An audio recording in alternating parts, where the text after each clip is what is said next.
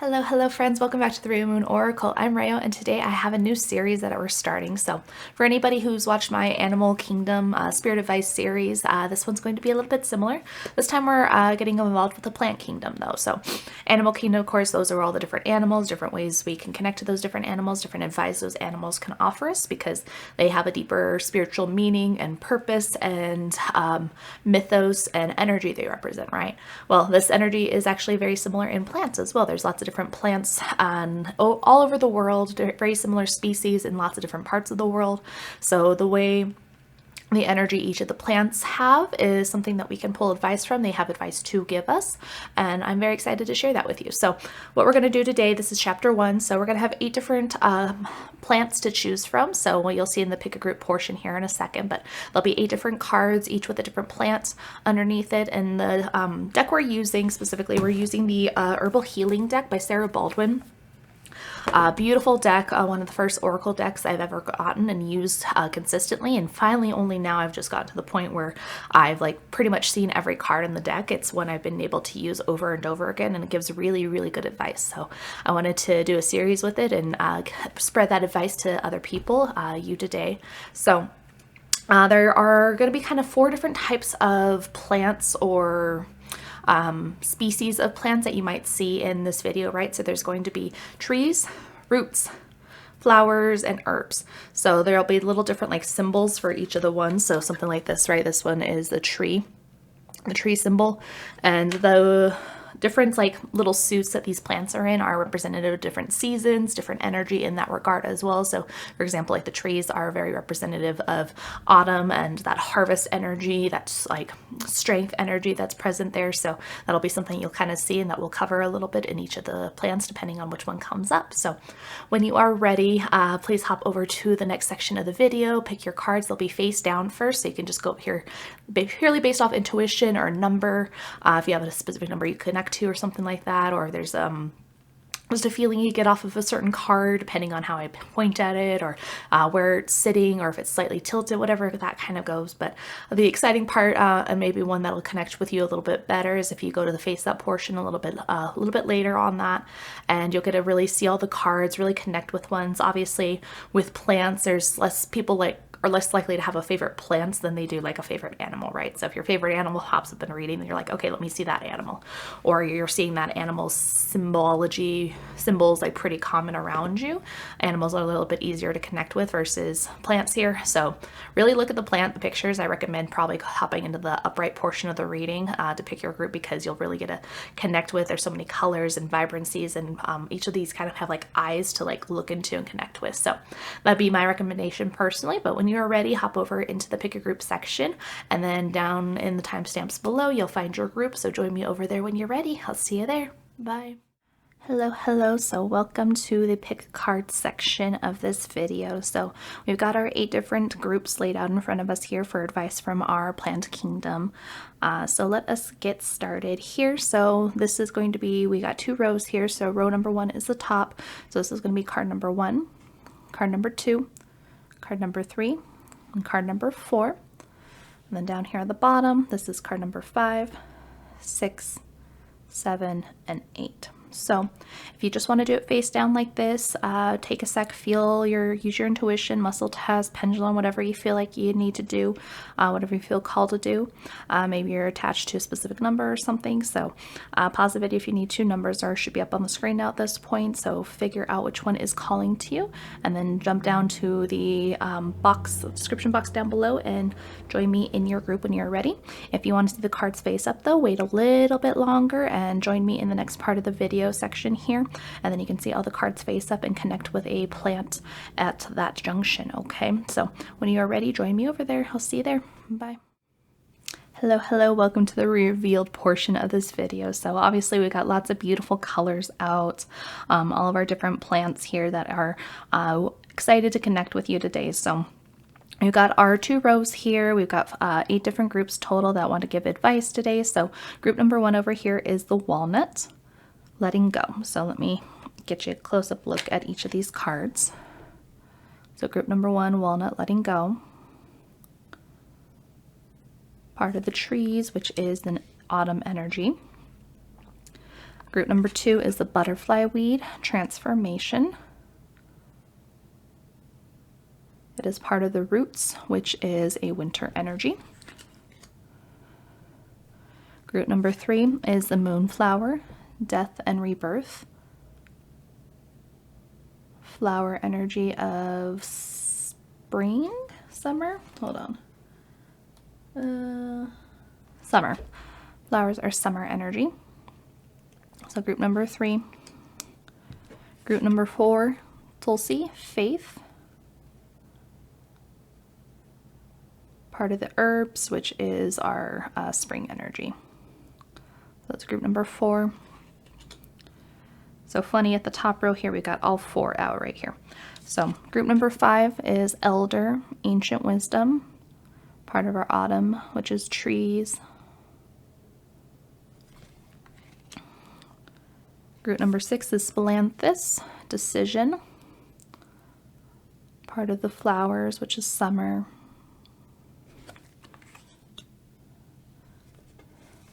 Group number 7 is hawthorn, heart healing. Of course, part of the trees here. Focus, come on. Better. Okay, there we go. Group number 7, hawthorn, heart healing. And then finally, group number 8, oak, which is strength, also part of their trees, which is autumn. So as you can see for all of our cards here, definitely you're probably going to be catching the eyes of some of the plants here potentially. Really good energies to connect with. I'm sure your intuition's buzzing right now. I know mine is whenever I'm looking at these cards. So take a sec, pause the video if you need to, see what you really connect with, what you feel. Maybe that's a little keyword, those keywords are standing out to you. Maybe there's colors standing out to you. Maybe literally one of these plants caught your eye specifically, so then that's the one that you're probably going to end up picking. But muscle test, pendulum, intuition, whatever you feel called to do for this reading specifically, tying in, we're going to get some good energy, good advice from each of these plants here, so whatever you feel called to do. A lot more autumn kind of harvest energy in here with 4 trees, so that's kind of interesting to note. We got 2 flowers and then 1 herb and one root here. So when you are ready, go down the timestamps below and join me in your portion of the video when you are ready. I will see you there. Bye.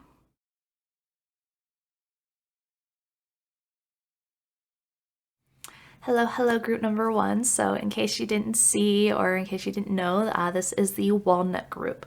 So walnuts, the keywords for walnut here are letting go. Walnut is one of the trees, which is part of the autumn season or suit in this deck specifically. So I did want to read the quote for autumn here and kind of what autumn represents and the trees represent in this deck. So for autumn, it is representative of the direction of west, and it says, "To be poor and be without trees is to be the most starved human being in the world. To be poor and have trees is to be completely rich in ways that money can never buy." Quote from Dr. Calissa Piccolo Estes. And that's from the book right here. So the book talks about trees and the amount of harvest and resources and riches we have, right? They provide us lumber to build our houses, fuel for our fires to keep us warm, the richness of the trees, right? They bear fruit for us and nuts and these different things that we use to feed ourselves. So the bounty that trees have is really representative of the autumn energy here, and with trees specifically.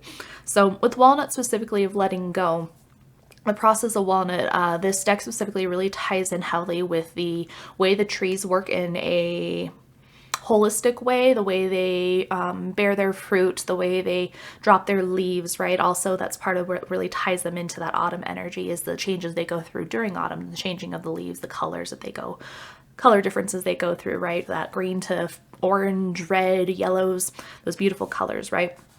With walnut here specifically, walnut is a tree that you can find in America pretty easily, in Europe as well. It's not all over the world from what I was seeing, but it is a decently common tree that you can find in lots of different parts of the world. And when you think of the walnuts, walnut tree, you think of like actual walnuts, right? Walnuts, something we eat, and nut we eat, that provides lots of good energy for us. I think walnuts are tied heavily with like brain health, so they have those, like, I think it's omega-3s in it, don't quote me on that.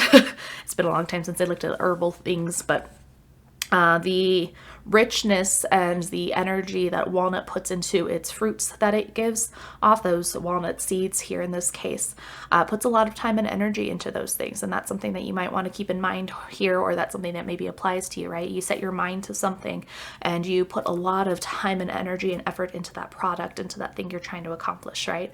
And it bears good fruit. It bears a lot of richness, and it is maybe a project that you is fully encompassing and has all these really good pieces to it. You bear a really good product at the end of the day, but you put a lot of time and energy into that, from yourself into that project. You put your, give your all into that product. So something to keep in mind a little bit, right, is walnut being very particular with conserving their energy here. Walnut trees, as the book is saying here, are the first to lose their leaves in autumn and the last to grow their leaves in spring. So they are very particular about their energy and making sure that their energy is conserved, because they put so much effort into these seeds, these walnut seeds, in order to propagate their species, and their species to keep growing and evolving and changing, right? Every species on earth is trying to make more of themselves in order to keep the line going, that generational thing, right?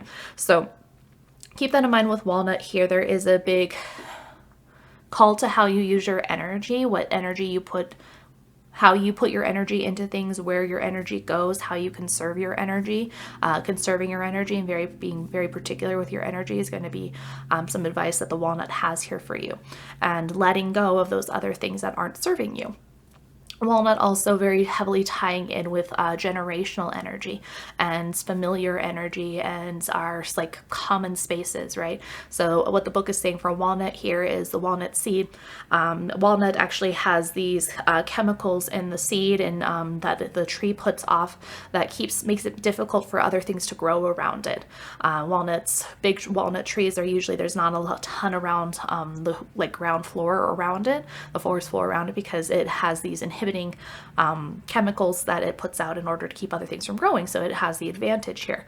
And then that's also why the seeds are so tough, because when they fall finally from the tree, they can kind of bounce and move and be out of the way of the parent walnut tree, because even the parent walnut tree that these walnut seeds are coming from will inhibit the growth of the seeds if they're not in a place where they can grow freely.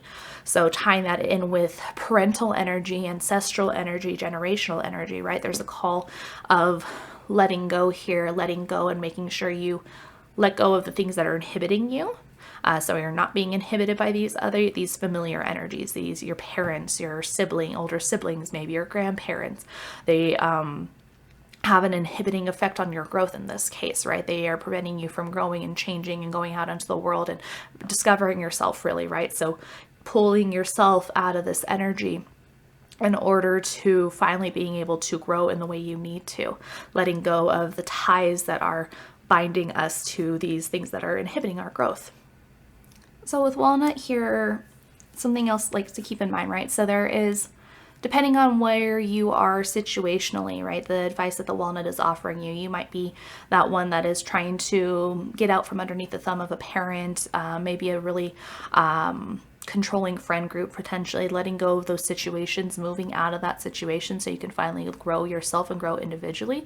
But this can also apply to maybe you're the parent in this situation, right? You're the one that is maybe being a little bit smothering for your child, right? They are showing signs of wanting to be independent and learn things on their own, right? And you have that fear that's there, and you don't want to actually let them go.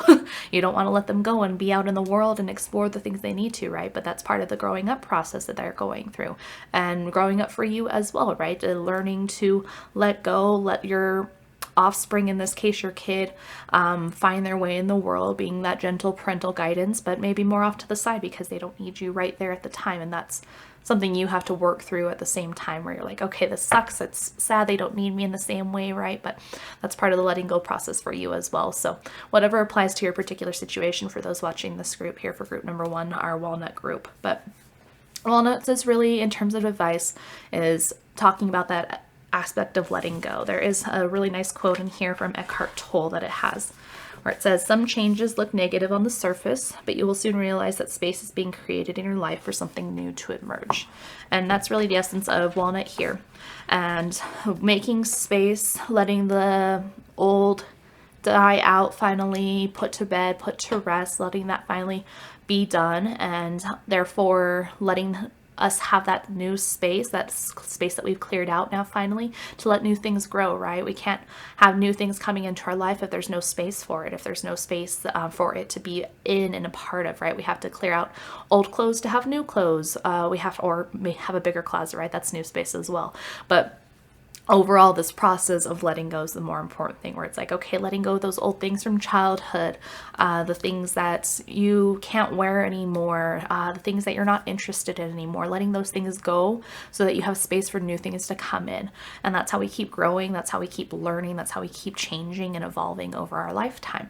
And it's an important process to go through over and over and over again, right? For me personally, I know that, I was able to get better at this process because we moved a lot when I was younger. So we had to constantly go through our things, figure out the next, like, get rid of some things and move into a new space, a new house in this case, and then be like, okay, let's change up what we're doing. Let's see, make our new space different. Let's feel different about these things. And it was always helpful in the long run to be able to feel new and know that I was able to change in that way to feel myself growing and changing, right? That's why, like, girls, like, for example, change their hair color so often, right? You want to feel new, you want to feel different, you want to feel changed. And it's letting go of that old, letting go of even just something as simple as like the length of your hair to feel new and different and like a different person, and like you're growing and changing. So whatever fits in this case for you, but there's something here that Walnut's calling you to let go of, calling you to be like, okay, hey, this doesn't fit anymore. I don't fit this space anymore. I don't fit this person anymore. Me and this person don't work anymore. These clothes don't fit anymore. I don't feel comfortable in this house around my family in the same way anymore. I've grown out of these situations, out of this energy that I've been in for a long time. So now it's time to move on, time to let that go. Time to let that go, be off to the side, be in the past, and open up and let all these new things come into your life that are waiting for you and happy and ready for you to just come in and accept them finally. So they are ready there, like right there at the beginning, like almost like the tree right here, right? These new things ready to just come in and have all this big new green growth here. This card's so green, right? So think of all that new growth and new color and vibrancy that's coming in here. So very interesting energy here for Walnuts. A good one to start with, I think, for group number 1 and the first one for the series. So that is all I have for us, friends. If you feel called to do so, feel free to pick another plant in this series, in this video. There'll be more in the next videos, so we have an entire series. This is a timeless video that you can always come back to if you need different advice. You can pick another card, pick another plant, and see whatever is calling to you at the given time. But that's all I have for you today, friend. I hope you have a wonderful rest of your day. I hope you enjoy this reading, and I'll see you in the next one. Bye.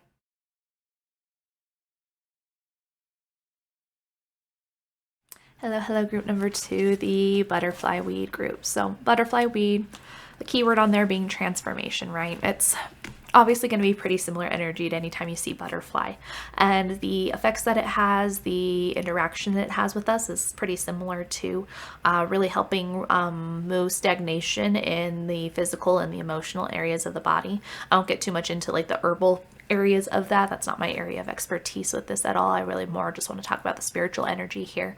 But butterfly weed is part of the roots group in this book, specifically in the set of cards. The roots representing winter, which is the north, the direction of north. And I do want to read the quote in here just so you kind of get the idea. But it says, "The fairest things in nature, a flower still has its roots in earth and manure." And that is David Herbal Lawrence.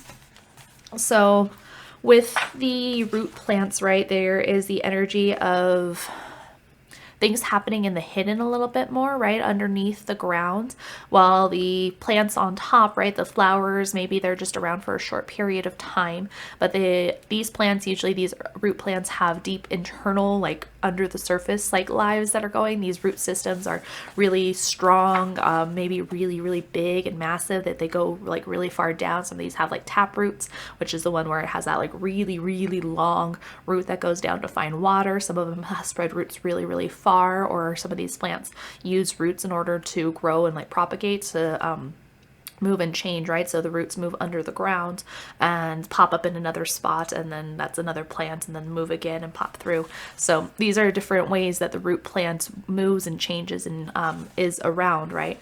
But with roots specifically in butterfly weed here, we have transformation, the key word being transformation here. So in terms of moving stagnancy in our life, that is a big deal, right? That is that transformation process where things maybe are stagnant in an emotional sense or a spiritual sense, but things are happening to change and transform the situation into a more fruitful, beautiful situation that we maybe otherwise weren't looking at, right? So butterfly weed here, very, very beautiful plant. And that butterfly energy, talking about transformation and moving. So what butterfly weed in terms of advice is really calling for here is to really take like a fine-tooth comb to everything in your life. It's like really look deeply at everything. Look at your family, your friends, your job, your like even like your style, your clothes, the car you drive, like every little aspect of your life, like go through everything with a fine-tooth comb here and see what fits still, see what's what no longer fits, what things are limiting you, what doesn't feel like doesn't fit you anymore, like the skin feels a little too tight there maybe. Think of like a snake shedding its skin. And the question that the book asks, or in the description it talks about, it's like, if you were to restart your life today, what would you bring with you from your old life and what would you leave behind? And really take a look at those things, right? There's certain aspects of like, okay, maybe your friend group, right? But maybe it's a particular friend because that one is the one who actually helps you and listens to you, and your other friends are maybe a little bit more surface level, or certain aspects of like your style and your clothing, right? You really like your shoes, but you maybe don't like the types of sweaters you wear, like the different minor little things like that. You can even like change up your appearance. There's a call for really a journey of self-discovery here, and making sure everything you are involved with, everything you're a part of is resonating with you at a really deep level. And if not, letting it change and transform, right? There are points in our life where it's like, okay, feels stuck. I don't know what I'm doing. It doesn't make sense anymore. That's when we're getting that burnout feeling, or it's like, okay, this doesn't fit. I don't know what to do though. It doesn't make sense anymore. So it really calls for this card, this butterfly weed, this journey of self-reflection here to really just take a deep, deep look at everything and really see what doesn't fit anymore, what doesn't make sense, what is causing that stagnancy in your life, what's causing the feelings of being stuck or not being able to move on or change, right? We make it where we have an illusion that we don't have a choice, right? We think where it's like, oh, we can't do that, we can't change that, but that's not really the case.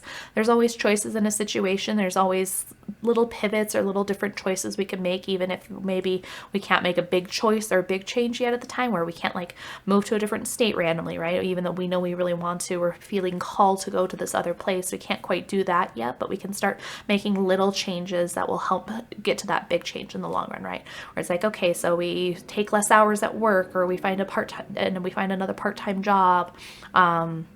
Maybe we move out, we make these other choices in order to get to the big choice that we make. And that helps the movement of energy, right? That keeps that energy from getting stagnant, because while you can't make the big pivot choice maybe at the time, you can make all these little choices that help move that energy and keep that energy moving forward, right?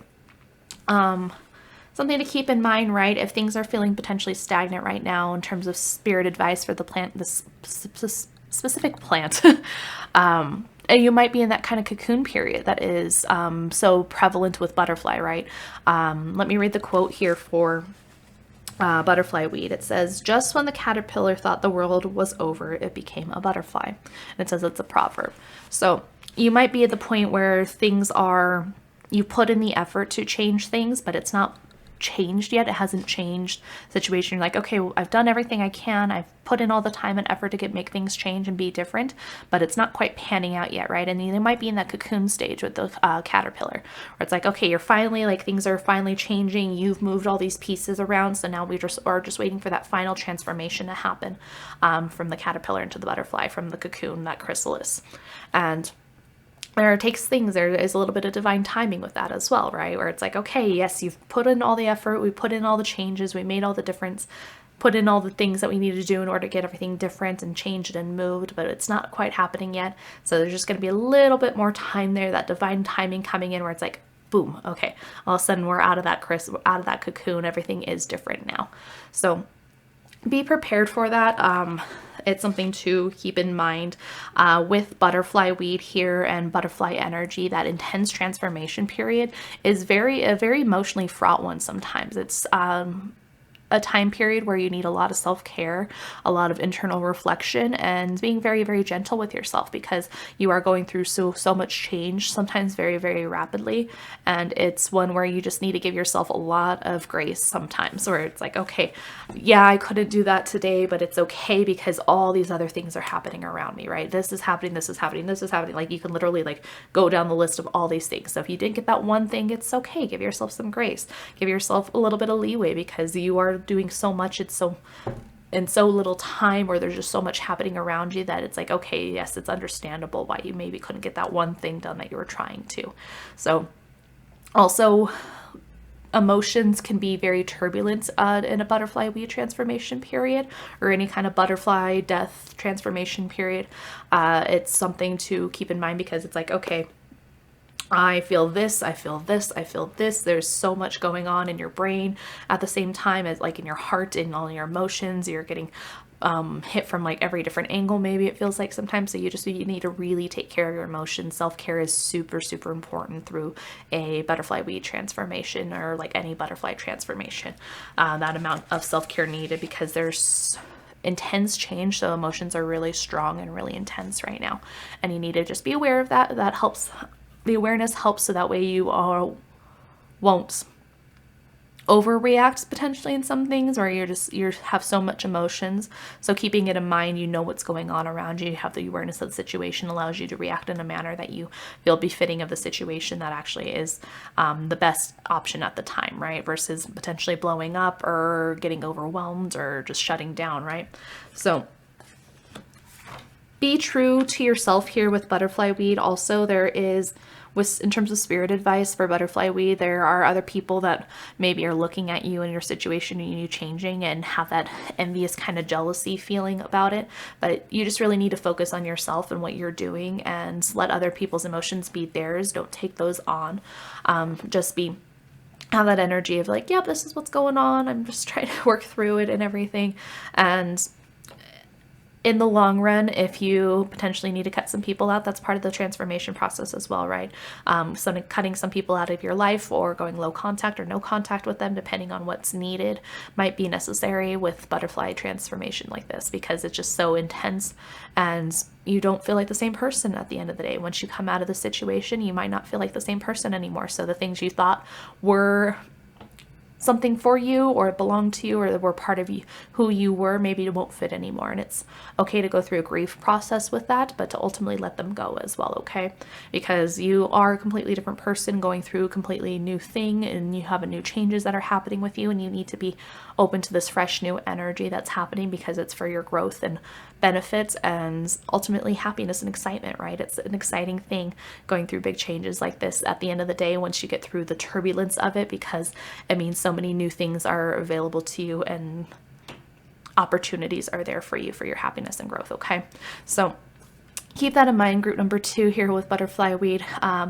It's usually butterfly weed's more going to be a temporary energy, one that you don't need in a longer period of time, max usually like a year potentially, but that's going to be up to you and your intuition and what resonates and makes sense to you. So just keep that in mind. If you feel called to do so, feel free to pick another plant in this video. We got 7 more to choose from, and then there'll be more videos in this series in the future, so plenty to interact with and get advice from, depending on when you need it. These are timeless readings, but I hope you have a wonderful rest of your day. I'll see you in the next reading. Have a good one. Bye.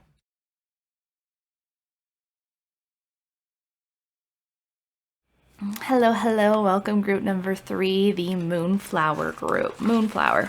This one is a beautiful one I'm super excited about. And the moonflower, the flowers overall, in terms of the like suit that they're part of in this particular deck, they are part of the summer energy, which is the direction of south. And the quote they have for flowers here is, "Mother Nature is a healer, and one of her most powerful gifts comes in the form of flowers."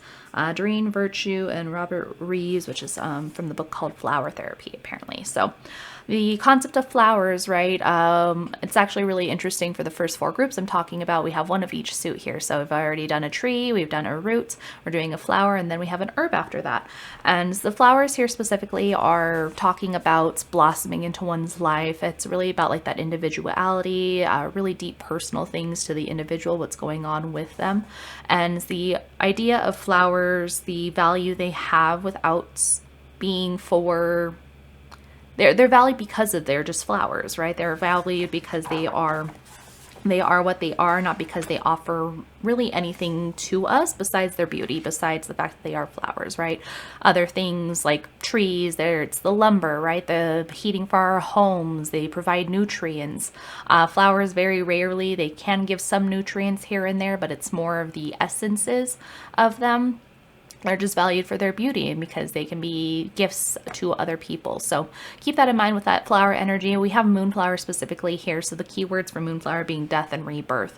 And while it's a very similar energy to the butterfly weed, which is group number 2, the concept of that transformation here is a little bit different. The death and rebirth process is a much more intense one versus the transitionary energy of that butterfly weed or like butterfly energy. This is literally like coming out of the other side after like a death process. Think like dark night of the soul, these deep, deep internal processes that happen with moonflower here. And the concept of like the underworld and going through this like, okay, a completely reimagining of who you are as a person, who you are, what you stand for, what's a part of you, what makes sense. That like literally things don't fit anymore. And it's a very abrupt process sometimes for this death and transformation, this rebirth process that happens with moonflower. Moonflower here also really talks about the connection to psychic abilities a lot of the time. There is use in many cultures in shaman practices for moonflower, and it's helping with the connection to the psychic abilities and psychic gifts potentially, and connecting with the soul and the spirit in a much deeper way that wasn't necessarily achievable before for this person before they went through a death and rebirth process. Think of it in terms of like an initiation energy, going through this and then all of a sudden having more access to these things, more access to this energy, and it being available to you. So definitely a deep time of intense transformation. Lots of emotions and feelings going on with this. Moonflower obviously connecting with the moon being our deeper feelings, intuition, that internal reality. And the changing of that, right? So getting down really deep to the core of who we are, how we feel about ourselves, how we feel about a situation, and really finding a new path here. Moon tying very heavily into wolf energy as well, that pathfinder energy, which is why I personally really connect with moonflower and the moon. Wolf, my favorite animal. So I have a deep connection to this flower itself and its energy that it ties into.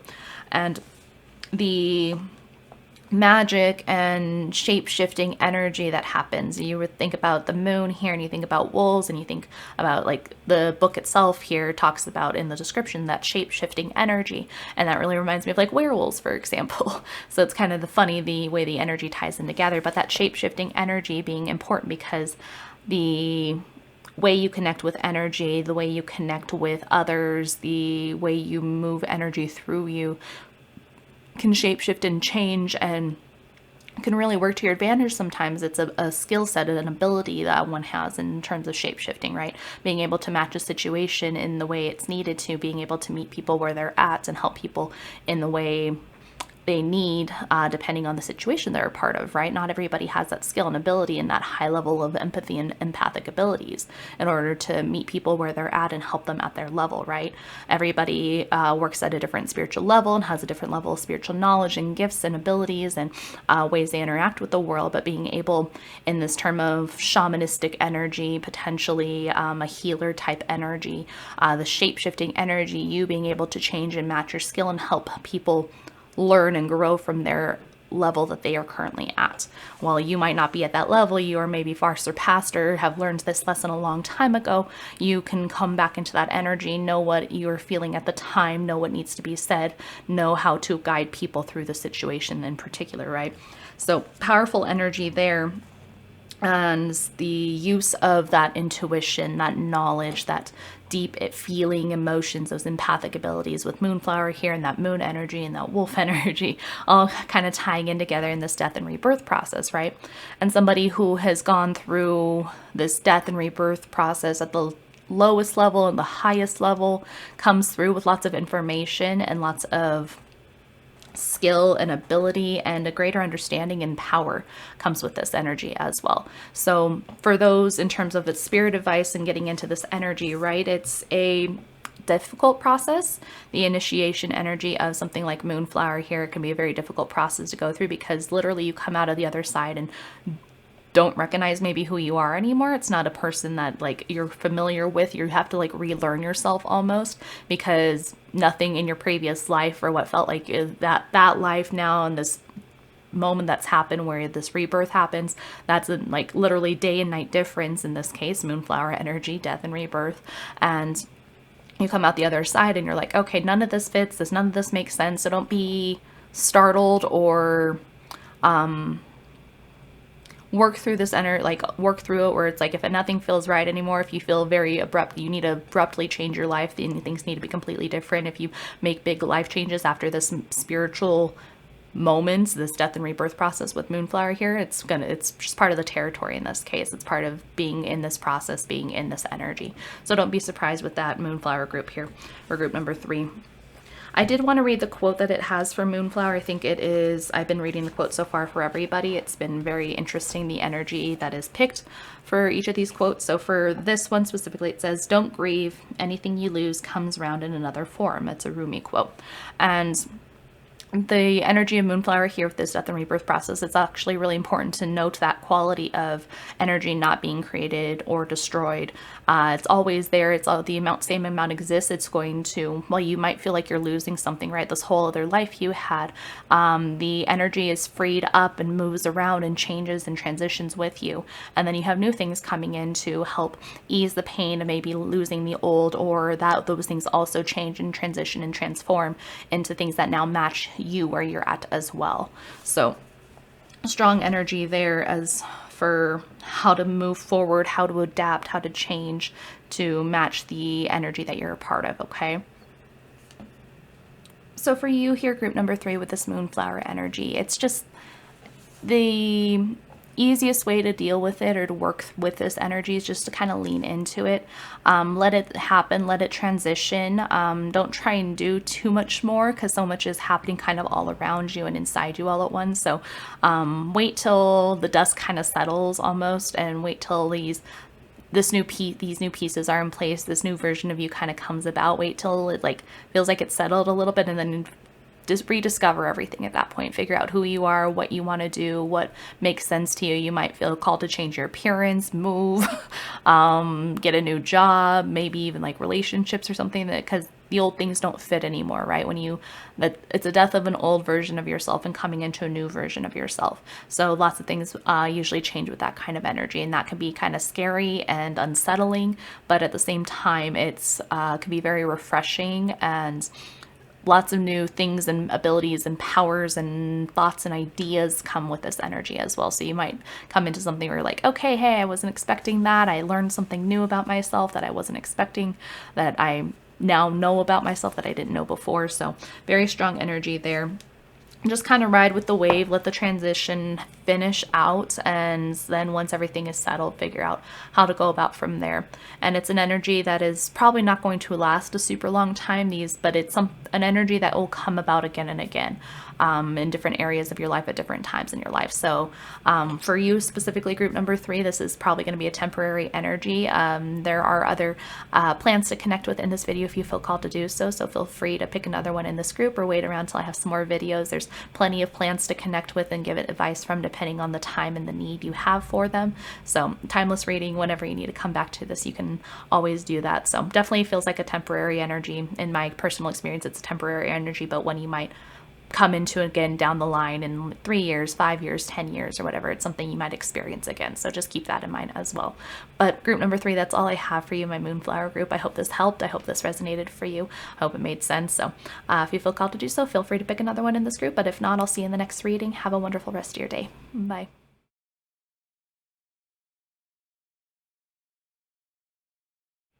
Hello friends, welcome. So group number 4 here, you have Tulsi. So hopefully I'm pronouncing that right, but Tulsi here for you, group number 4, is keyword here is faith, right? So whatever that means to you can be different connotations. You can take it in terms of a religious higher power, spirituality if you want as well, but the overall concept here for Tulsi and faith is to really think about where you just need to trust the universe, have faith that things are going to work out in the way they're supposed to, that things are going to turn out for your best interest, at your best interest at heart, right? So Tulsi here is part of the herb collection or herb suit here in this specific deck. So herbs referring to the spring season here, the direction of east, and I've been reading the quotes for every group so far for both their suit specifically, like their seasonal suit, and then the quote that specifically comes for this card. So in terms of herbs, the quote here is, "The herbal tradition, medicine, plants have long been associated with magic." Matthew Wood, The Book of Herbal Wisdom. So herbs really referring to anything not as big as like trees or shrubs, but that we use in terms of like a medicinal or food sense, right? So think about the herbs you add to your cooking, the bay leaf, the oregano, those kinds of things, right? But also what we use medicinally in terms of helping our body to heal and cope with things, the things that have been turned into more of our modern medicines nowadays, coming from the herbal realm, the fungal realm, those areas of herbal medicine turning into more modern medicine. So herbs are really talking about the growth period, the growth cycles, right? The herbs referring to like the leaves specifically of the plants most of the time, even though many herbal medicines use the twigs and the roots and the acorn, like the nuts and different things. Many different parts of a plant can be used for herbal medicine. And specifically here in terms of this deck for herbs, they're talking about the leaves and the suit of herbs being the growth period, the leaves all together. We don't really sometimes can distinguish a plant from each other, the herbs from each other until they flower, so that giving that more of an individuality. But the herbs here referring to more of the collective togetherness, the growth times, the little bit of like growing pains that are existing here sometimes. So for Tulsi specifically, the concept of having faith, right? Having faith in ourselves, having faith in whatever higher power that things are going to work out, again, for our highest good, in the best situation, in the best way. And knowing it through all of this process as well, that you have free will, you have choice with everything. So there are situations that come up that are maybe karmic, that you're like in a relationship with somebody to learn certain karmic lessons, but you still have the choice at the end of the day. If somebody is hurtful or abusive to you, you have the choice to leave. And maybe that's part of the lesson, right? Having faith that the situation that you're in is there to teach you something. So not having faith that the relationship's going to work out in the best way possible, right? And that you love this person, but having faith that the situation is there for your highest good in some capacity, and that might be healing yourself, getting out of it, being strong for yourself, having courage in yourself, trusting your friends and family around you that are trying to take care of you and love you and want what's best for you, right? There's different ways faith can present itself in this energy here for you, group number 4, the way this concept of faith can present in so many different ways. But overall, in my eyes, the concept of knowing that everything is for growth, everything is for benefit of some capacity. It just might be hard to look at it at the time, right? Everybody goes through struggles and pains and hardships, right? Whether it's financial, losing somebody, the just general like emotional challenges, right? Having mental health issues. There's so many different things and challenges, but there's a way to look at every situation that can, even some of the worst ones potentially, right? In my personal experience, I know this is hard for not an easy situation for everybody to go through or think about things in this way. But even in like some of the worst situations I've been through, looking at it in the past, looking at it with some distance and time with it, I can see how the situation, what I learned from it, how I grew, what I use now and apply to different situations, or how to not get in the same situation or help others who are going through that same situation. So having faith now, as I'm progressing in my life and learning new things and going through other hardships and things, having faith that the situation will teach me something in the long run, right? And that's a really positive, strong energy to have. And that's the energy Tulsi comes in here with for you, group number 4, in terms of spirit advice from the plant kingdom. And Tulsi, more specifically, like the faith in, how do I want to phrase this? The faith in, again, that higher power, whatever you believe in, could be God, the universe, earthly thing, like different things, right? Whatever you have that like higher calling to, that higher spirituality, higher faith in, is a really good lesson here as well, because there is things outside of our control, things that are difficult to handle sometimes, and it can be difficult to perceive or understand why these things may be happening to us, but having faith that it for a higher purpose, a higher reason, and whatever you believe, or the God, universe, whatever, is having it in your life for a reason, right? And maybe that makes it a little bit easier to handle, a little bit easier to process and work through. So the quote here for Tulsi that I'm reading out here, it says, "All the world is made of faith and trust and pixie dust," which is J.M. Barrie, Peter Pan reference quote. So with Tulsi also, it really calls into having faith in like a higher path as well, right? So maybe you're struggling right now, or like, what am I supposed to be doing? What's my calling? What's my life purpose, right? And that's where Tulsi comes in and be like, hey, have faith that it's going to work out. You're going to find it, that you're, if you're trusting in the process and trusting in yourself, that you're going to be on that right path. Could be coming in terms of spirit advice that you're actually on that right path right now. You've that thing that's tickling in the back of your mind where it's like, I think it's this, I want to do this.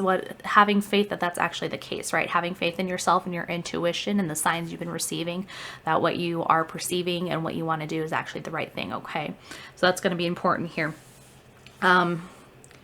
Keeping ourselves from, I want to read it from the book here actually. Where did it go? Restoring faith. Drawing this card indicates a close proximity to your true destiny as a soul. Not quite.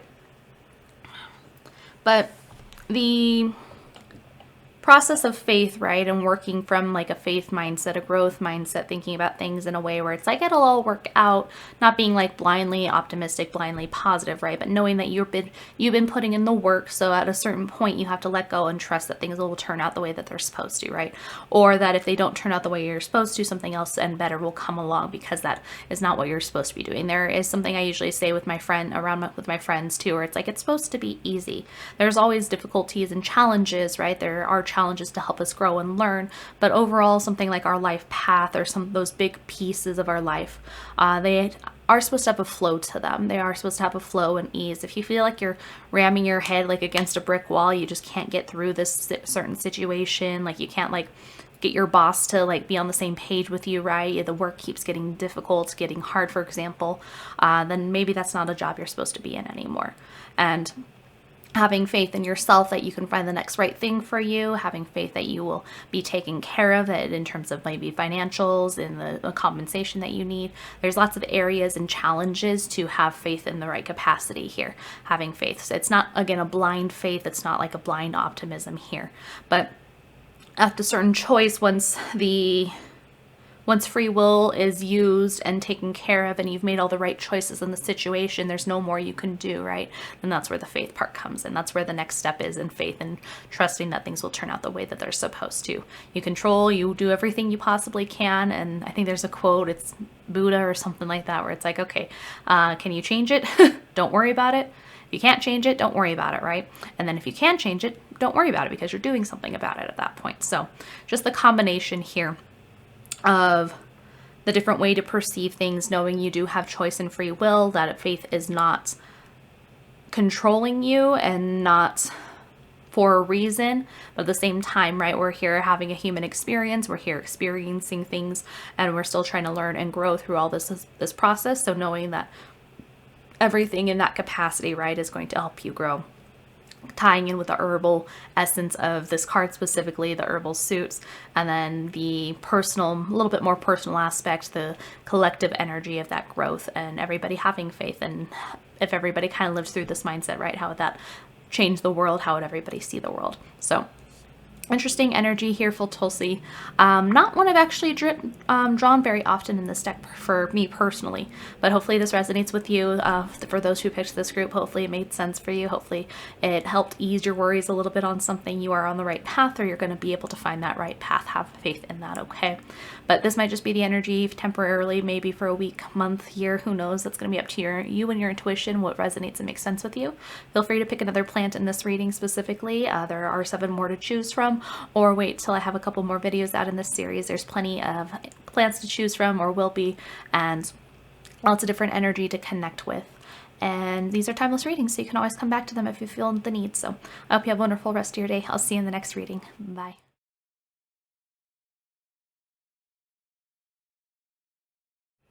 Hello, group number 5, the Elder group, Elder Ancient Wisdom. So beautiful card. I love the coloring in this card.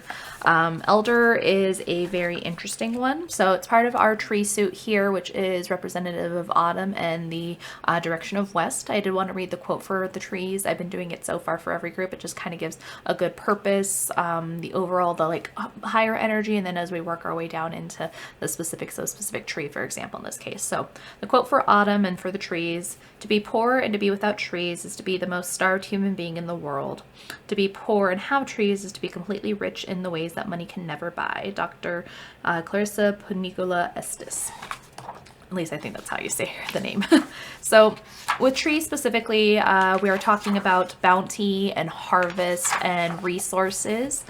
With trees, right, we cut them down to build our homes, to heat our houses, to make paper, all these different things we use trees as a resource for. So really taking care of trees, right, and making sure that they are successful keeps us successful, having that bounty constantly coming in and moving through, which is why the trees are tied with autumn in this case specifically. And we see the vividness and the color coming out with trees in that autumn season, as well as they're changing for the season as they're going through their process of shedding their leaves, that kind of death and rebirth process showing up with trees specifically, and that autumn energy.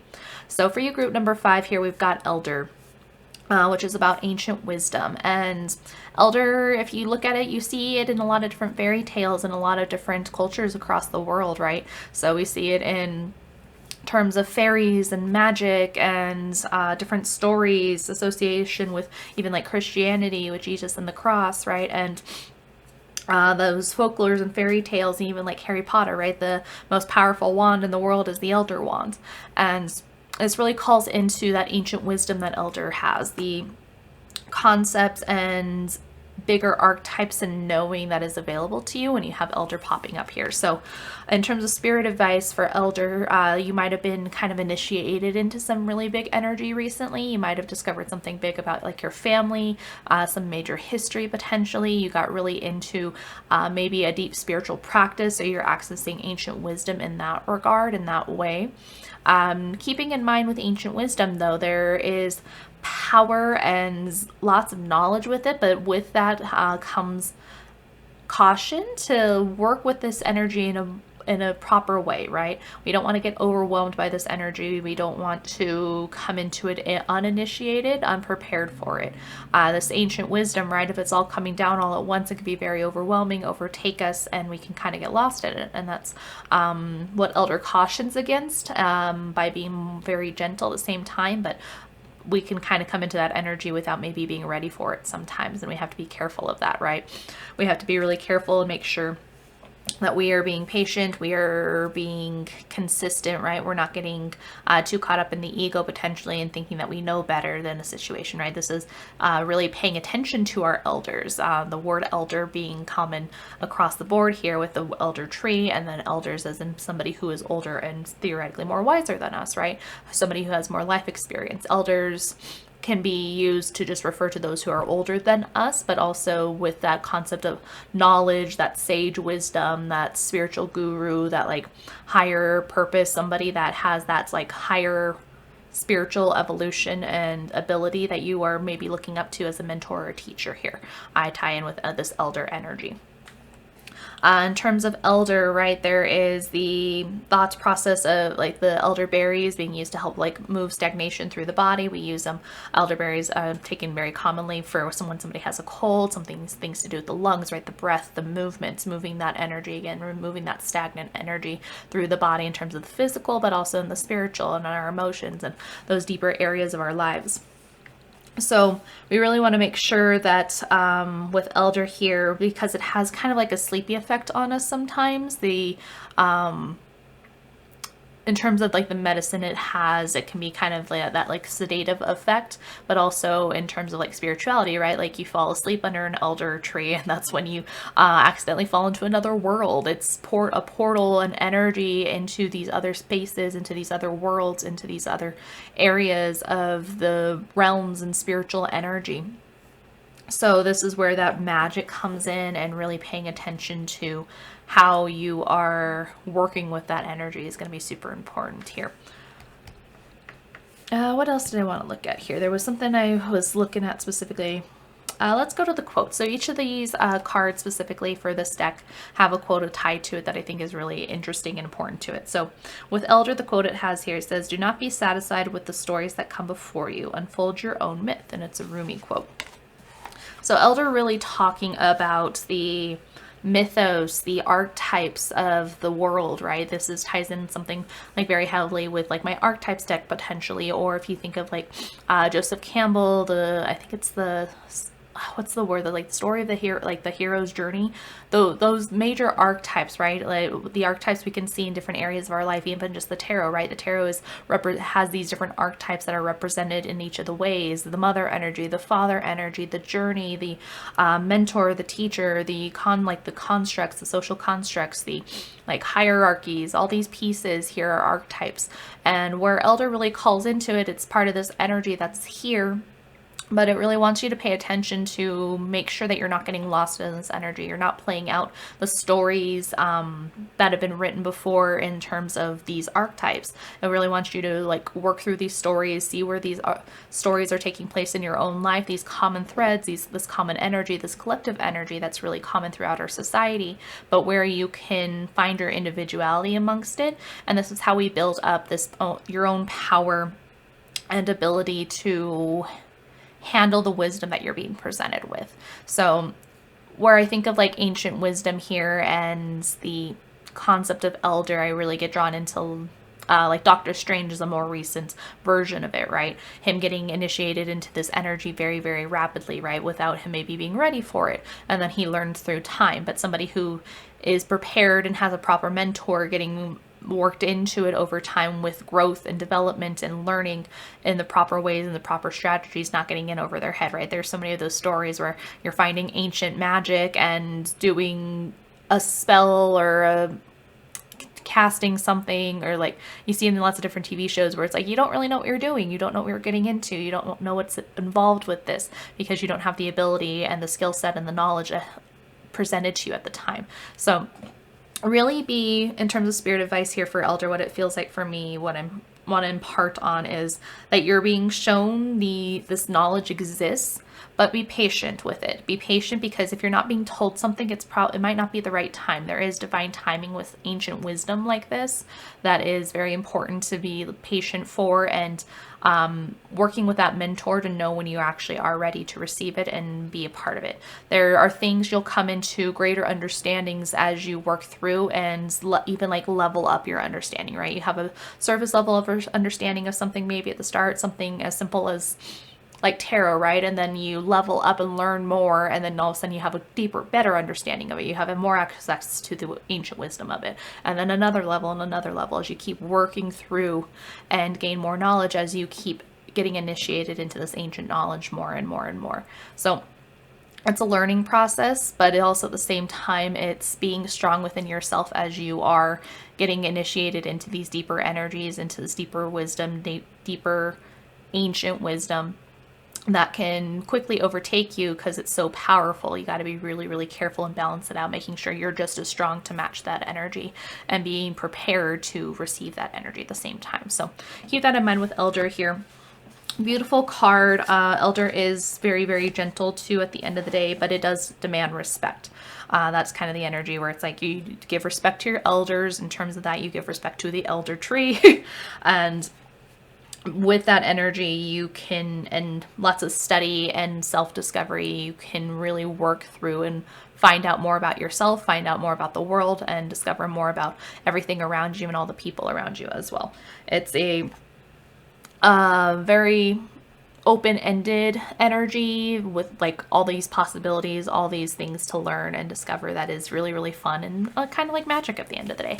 And that's really exciting too. The magic you can kind of come into and be like, I didn't know this thing even existed before. You look back in the past at the you that was 5 years ago, 10 years ago, maybe even a year ago, and you're like, I know so much more now. So keep all this in mind with Elder here. It's a very interesting energy.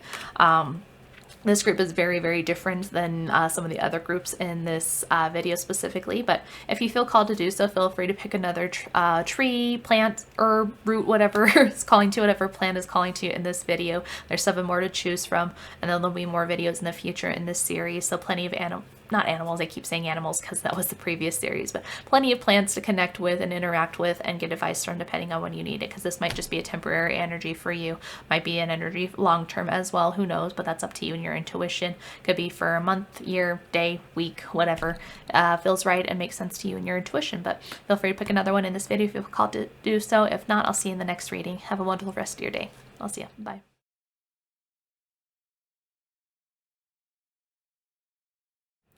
Hello, group number 6, the Splanthus group. So, Splanthus, keyword here being decision, right?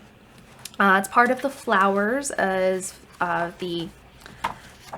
what's the word I want? The suit. Part of the suit here, as I'm losing the page for it that I had it on, because I wanted the flower quote here. So, part of the flower suit here, representative of summer and the energy of self. And I think it's really funny, the Splanthus being decision here, because obviously I was not prepared as I started filming this right away. So working into this decision-making process, right? But the quote for flowers, the suit that this card is a part of, says, Mother Nature is a healer, and one of her most powerful gifts comes in the form of flowers. Doreen Virtue and Robert Reeves from Flower Therapy, the book. So the concept of flowers, right? They exist to bloom. They exist to just be pretty a lot of the time, right? At least in human perception. The book specifically talks about flowers and how they are just used to, they were the first things that were just appreciated for what they were, not for the uses they had for us. We obviously discover other uses for them, but flowers in general are just, we use them and to decorate things, to be pretty, to be appreciated, and to show the blooming in our life. The concept of bloom here is very important with flowers. The movement of individuality, right? One of the other suits in the series of cards here, this deck specifically, is the herbs, and that one is just about growth, and that's more of a collective energy, versus flowers here are more of an individual energy. Those individual flowers popping up and really showing the beauty of the flower, the energy of the flower, the individuality of the flower, right? The plants can sometimes be very hard to distinguish from each other. They'll look very similar if they're not in their flowering state. The leaves look similar, the roots, the stems, all those other pieces look very, very similar to each other until the flower blooms, and then the plant blooms into that flowering energy, and then we can see the individual pieces of it, this more specific colors it has, the way it shows off this energy. With Splanthus here, right, we get this very pretty kind of yellow color with kind of that red middle, and it's also made up of a ton of individual flowers as we look at it. And I had fun trying to find all the different pictures of the flowers and the plants and the trees as I was preparing the intro screens, the group screens for all the different energies here, all the different groups. So it was really fun looking at the flowers, and I'm like, oh, that's really pretty, because the card itself shows it, but not to like the same extent as seeing it like in real life, right? So with the card specifically here, Splanthus, the description in the book talks about it being like a target, right? We have all the yellow kind of on the outside and then that like orangey red center. So being a target in that decision-making process here being very, very important.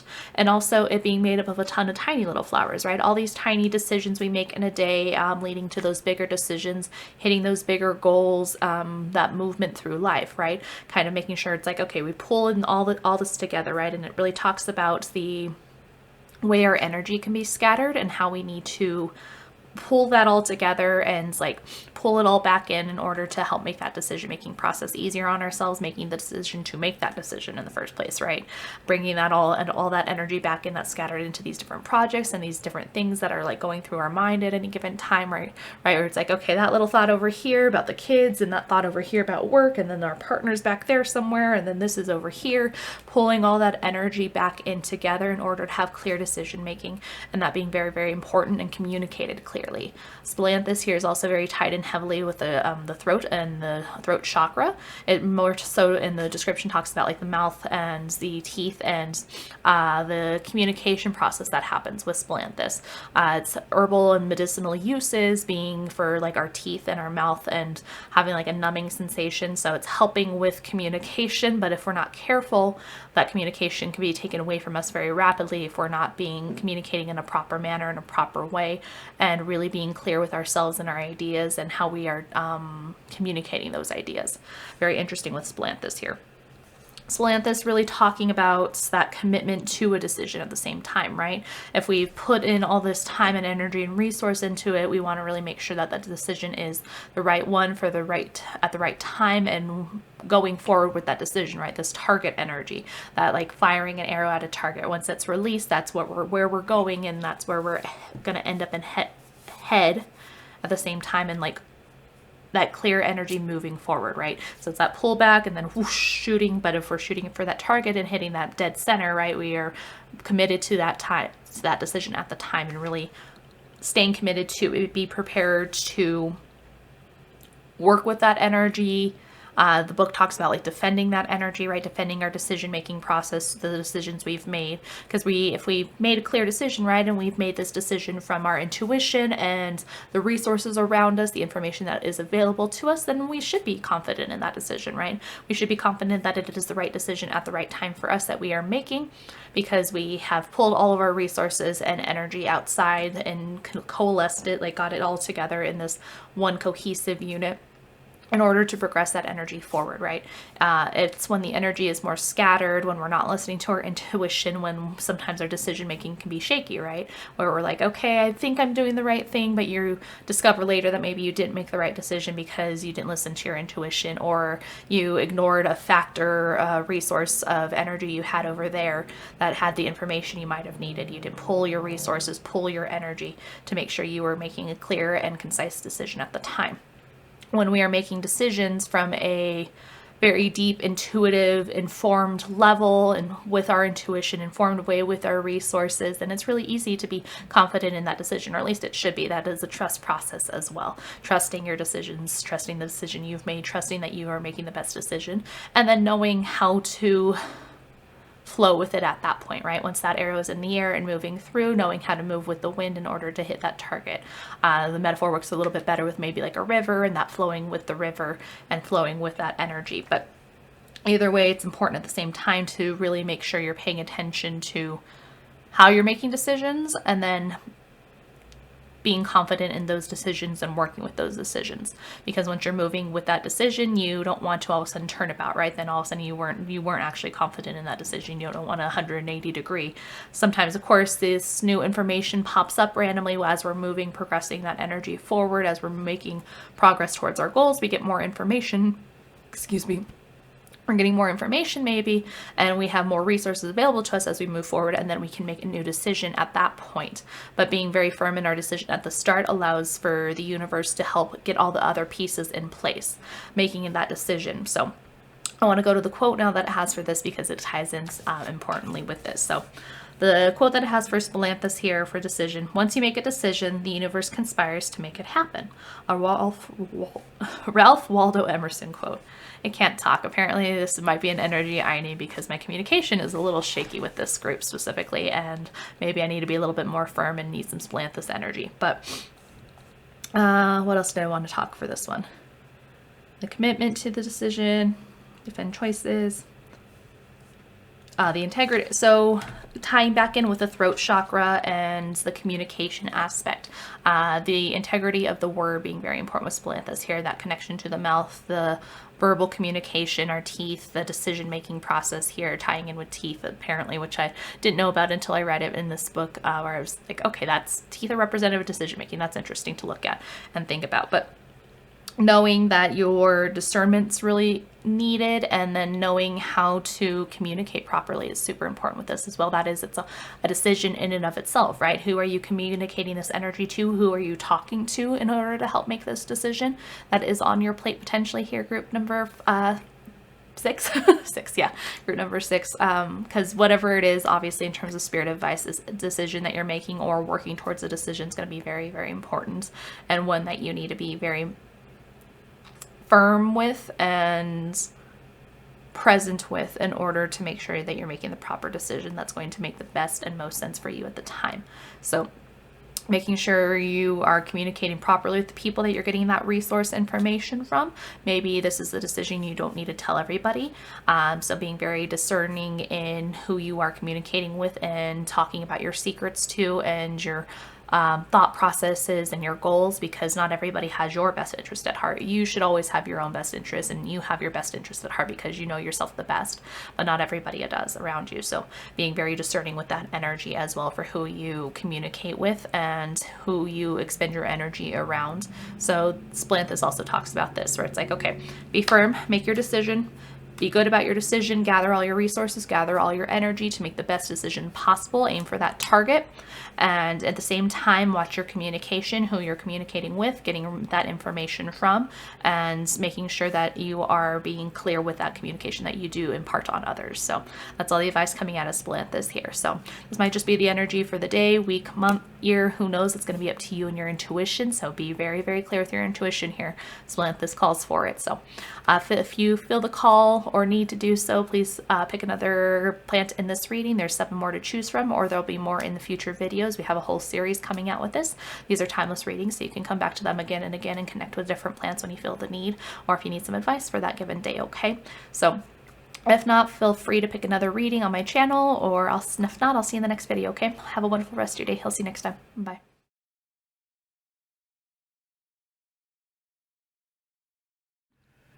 Hello, group number 7. I think it's very fitting that group number 7 here is Hawthorn Heart Healing. So this is one of the trees suit-wise. So there are 4 suits in this deck, as I was talking about in the beginning. And with this one, this is part of the trees, which is the autumn season and the direction of west.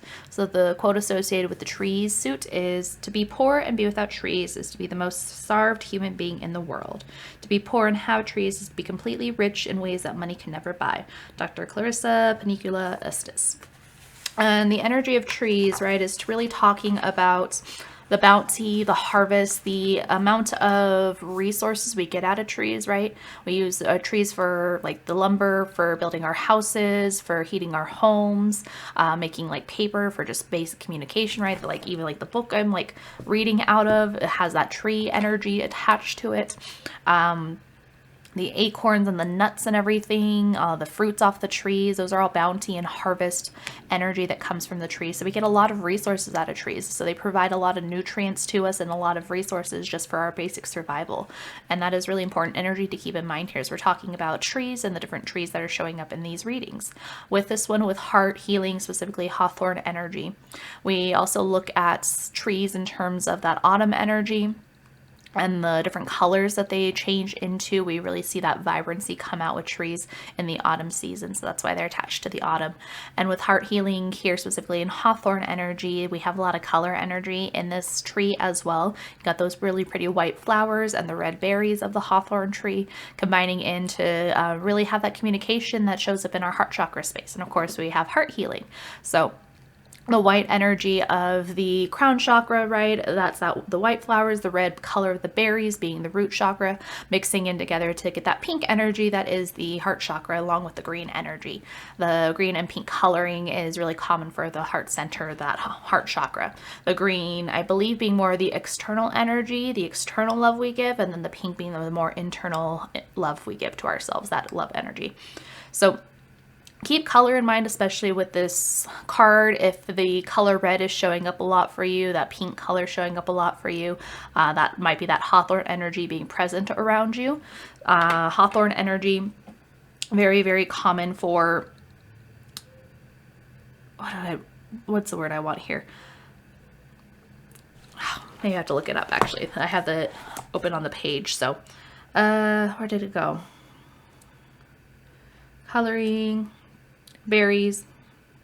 Tasting the tincture of hawthorn berries brings to mind the familiar flavor of cough syrup, which soothes childhood colds. I thought that was interesting. So the medicinal properties of hawthorn and that tying into helping us feel better, the, again, more medicine and bounty that trees offer us here. With heart healing, specifically with hawthorn energy, we're really looking at the concept of love. Love in every aspect of our lives, how it comes in, how it goes out, how we feel it, how these perceptions we have of it, all the different aspects and avenues and ways that love shows up in our lives.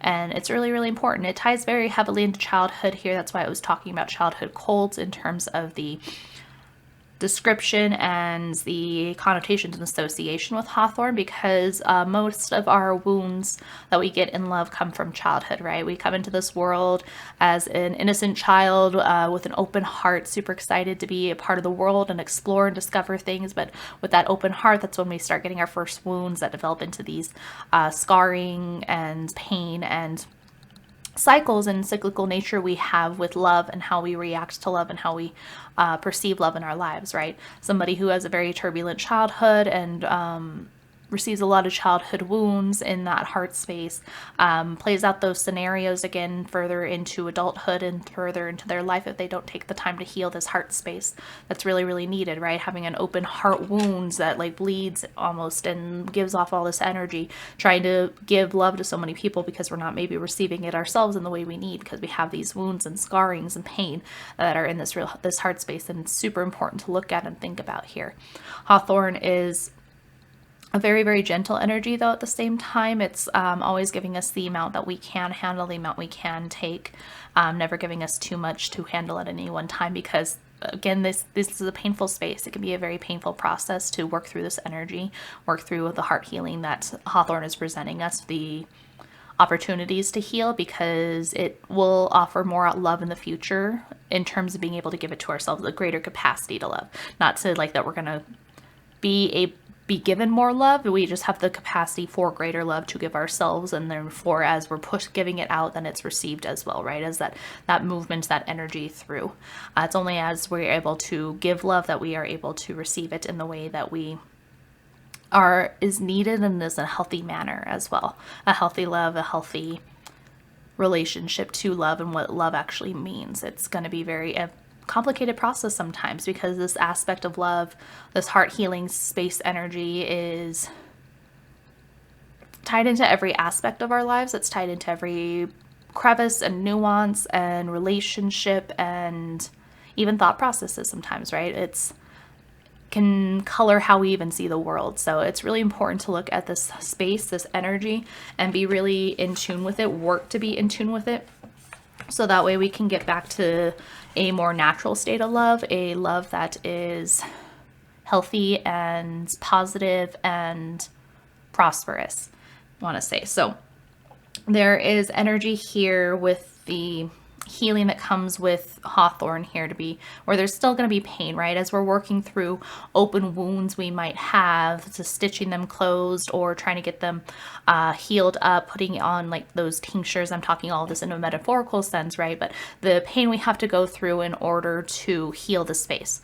And even once it's healed, right, there's still having some of those scarrings that can be sensitive, that can be painful, as a situation potentially triggers where that scar was. It's a situation where it's like, okay, maybe you don't react the same way anymore because you have done so much healing. You've gone to therapy if you needed to, you journaled, you've cried it all out, done whatever you needed to get through, work through and heal as much as possible. But still that situation could be triggering sometimes, right? If it's a similar situation that you've had before. And that's when those scars ache and can be a little bit painful. They get pulled taut. If like, think about a way like a physical scar might actually do that, and that's the same way in an emotional sense, in like a deep spiritual emotional capacity. It feels almost similar, which I think is really, really interesting. Taking care of our heart, even in the physical sense, is super important, right? Because there is an energy affects it just as much as anything else, because it actually has its own magnetic I can't talk, magnetic field around it, right?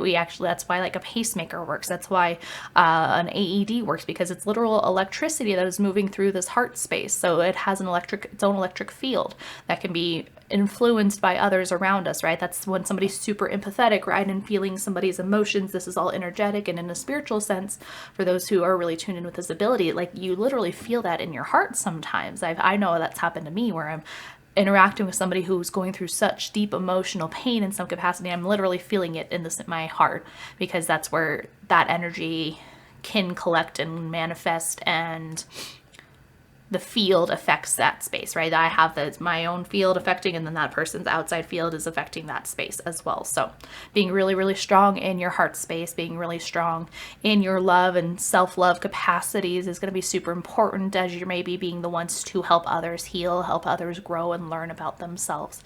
So you having a really strong heart space where you can freely give this love without taking from yourself, so you have an overabundance of love, right? We want to make sure as we're giving to others, if you think about the metaphor of a cup, right? We can't fill from an empty cup, so we need to make sure our cup is full and even overflowing, and we give the overflow, the overabundance we have to others, right? But we're never depleting what we have within ourselves.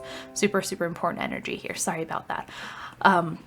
Keep that in mind all for heart chakra energy here, Hawthorn energy. Dive into that heart space a little bit more here in terms of spirit advice. Dive into what you believe love is, how you interact with love, how it affects and shows up in your relationships, your friendships, your familiar relationships. All those pieces are very, very important to look at because you want to make sure you're looking at it with clarity, because the things that happened in your past affect what happens in your present and even in your future. So if you have a clear understanding and you are coming from a healed space, a place of understanding, then the pains and wounds of your childhood or your past don't come with you or don't affect you in the same way, and as you move forward into your new areas and new life and new love opportunities, okay? So super strong energy to pay attention to with Hawthorn and heart healing here. There's a lot more I could actually say for this one specifically, so if you want to, feel free. I can give a little bit, show the description in this one if it's needed down below, but there's a lot of energy here for Hawthorn and heart healing. So hopefully this video resonates. Hopefully it makes sense to you. Hopefully you got something out of it and got some good advice for what you kind of need to do to take care of yourself in your heart space. But this might just be an energy that's temporary for you for a week, a month, a day. Who knows? This is energy that can last a lifetime though. So it comes and goes, ebbs and flows for how important it may be at a given time in your life. Okay. But feel free to pick another plant in this reading. There's 7 more to choose from, and there'll be more in the future in this series. Total of 48 plants in this deck and lots of different energy to connect with and choose from if you feel the need to do so. These are timeless readings that you can come back to again and again. Okay. But I hope you have a wonderful rest of your day, and I'll see you in the next reading. Bye. P.S. real quick for Hawthorn group here for heart healing. I did want to read the quote because I read it for everybody else, so I want to make sure to leave that with you as well here, okay? So for Hawthorn, the quote is, "Your task is not to seek for love, but merely to seek and find all the barriers within yourself that you have built against it." And that's a Rumi quote, okay? Have a good day. Bye.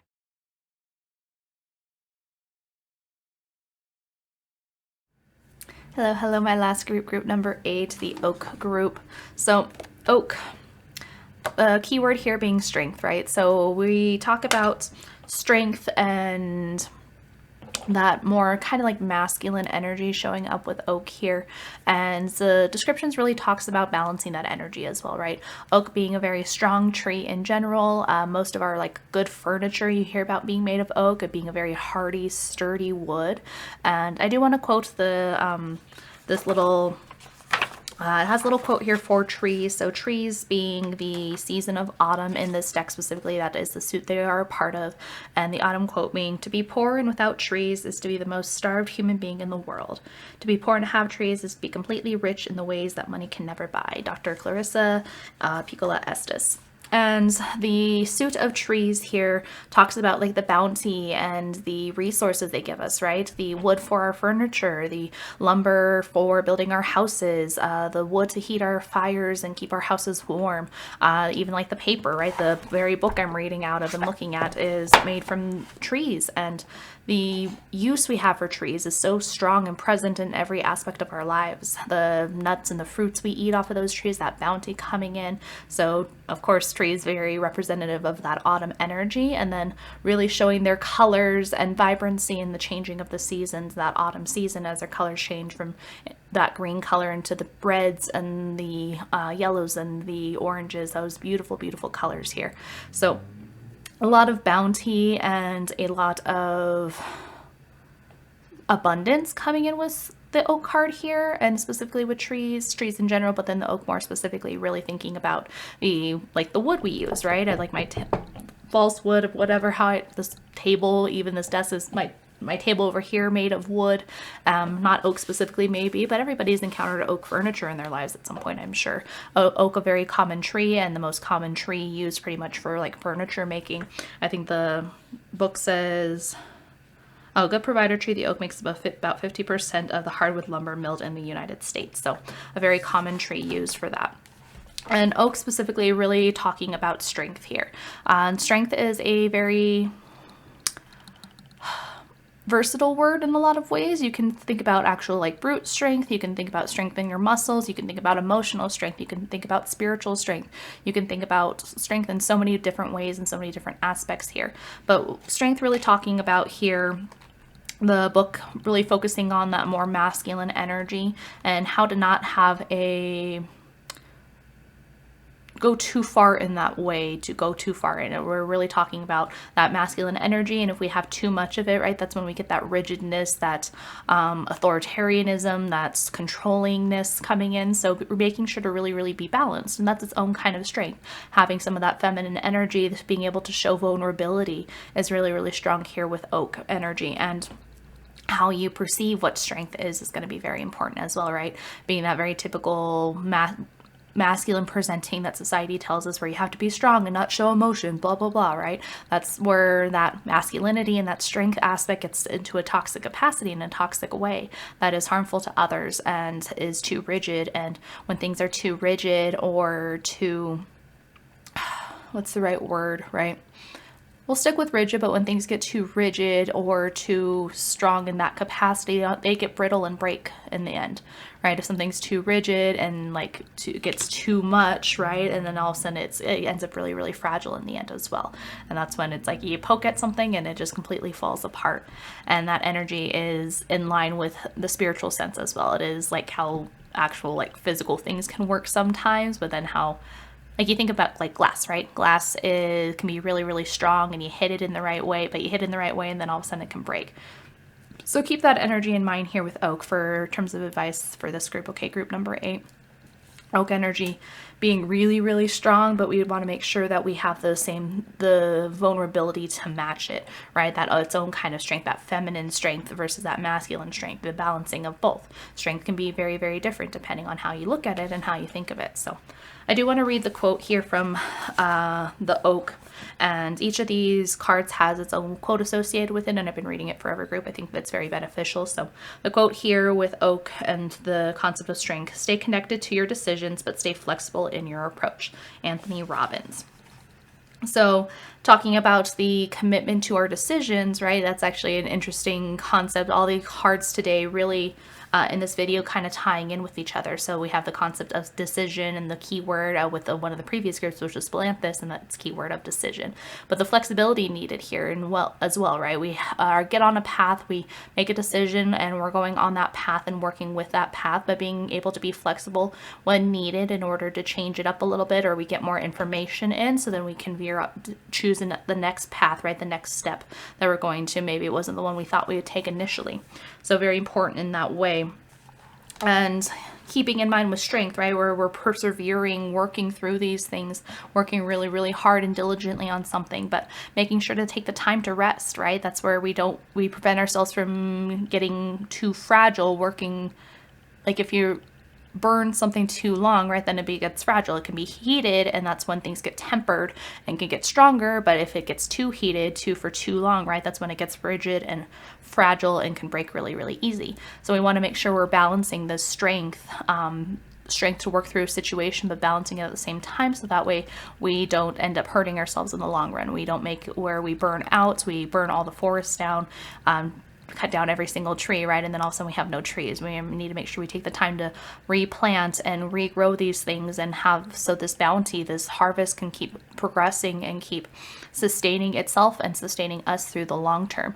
And we do that by taking the opportunities to rest and rejuvenate. So the concept of strength here is really balanced and tempered by the need for vulnerability, and masculine being balanced by the more feminine energy, and the constant work and effort we're putting in society and working our jobs and making sure our family's provided for, being balanced by taking the time to rest and rejuvenate ourselves, connect with ourselves, and make sure that we are still doing things for the right reasons at the right timing, and connecting with others and family so we don't burn ourselves out and end up with mental health issues or things where we don't feel connected to the very thing we're trying to take care of in the first place, right? Making sure that all that energy is really, really balanced here with oak. And tempering that strength, making sure everything stays balanced for just ourselves as an individual, but then extending beyond that with our relationships to family and friends and other significant others and significant relationships, and then even the world as a whole. So in terms of spirit advice for oak, right, we're really looking at the, like if you look at the card, right, we have the infinity symbol in the top of the head, quote unquote, it's a tree, right, but above the eyes here with our oak tree, and that's infinite nature, right, the masculine and feminine together, the rest and rejuvenation balance with the strength and the work, making sure everything stays balanced and consistent, so then these cyclical natures, these cycles can continue in a healthy manner, in a healthy way, because eventually it's like a positive reinforcement loop, right? If it's like we put more in but it's balanced, right? It's that movement through, then it can keep going up and up and up and keep moving through, and eventually doesn't have to ever stop, right? Because we keep giving it the resources it needs to keep going. And whatever that means in the given situation is really important here. Sorry, excuse that.